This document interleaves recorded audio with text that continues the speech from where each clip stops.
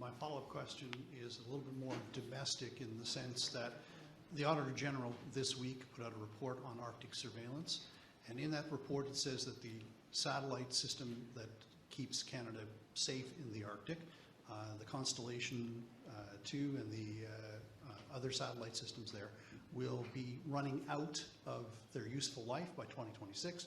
No plans to, firm plans to get a replacement up there. The Canadian Armed Forces has its own plan to put satellites up there by 2025 or 2035. You committed in June to enhanced NORAD commitments, and how is it that you're going to be able to keep an eye on the Arctic with an aging satellite system and a satellite system that is non-existent? Okay, Murray, that question, multifaceted as it is, requires a multifaceted answer. First and foremost, $40 billion on the table to ensure that we are not only maintaining the North Warning System, as we are doing with a $600 million contract to Nasatuk Corporation, but we're also building a new surveillance system called the Northern Approaches Surveillance System, which will push our aerospace surveillance further and further north, being able to detect cruise missiles, hypersonic missiles, etc.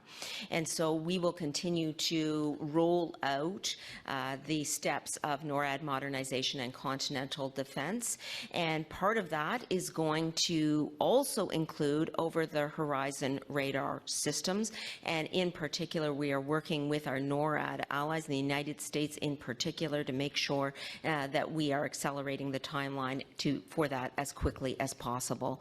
And so as we roll that out and the planning continues, we will provide further updates. But suffice it to say, we have the current North Warning System that we are maintaining, as well as constructing the Northern Approaches Surveillance System, including an over-the-horizon radar system.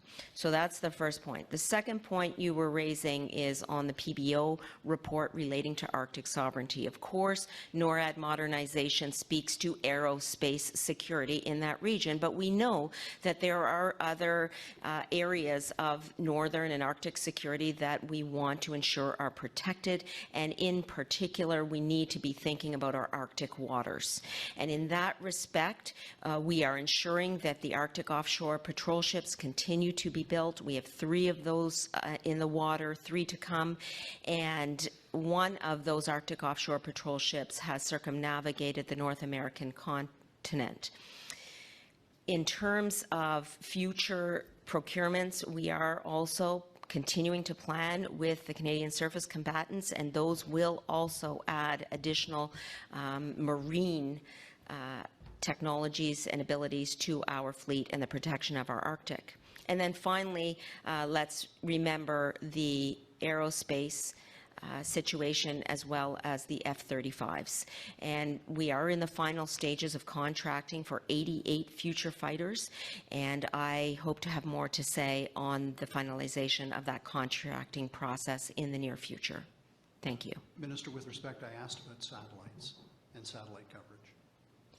We are continuing to ensure that the $40 billion that is part of NORAD modernization includes all aspects of surveillance and Arctic defense, including satellites.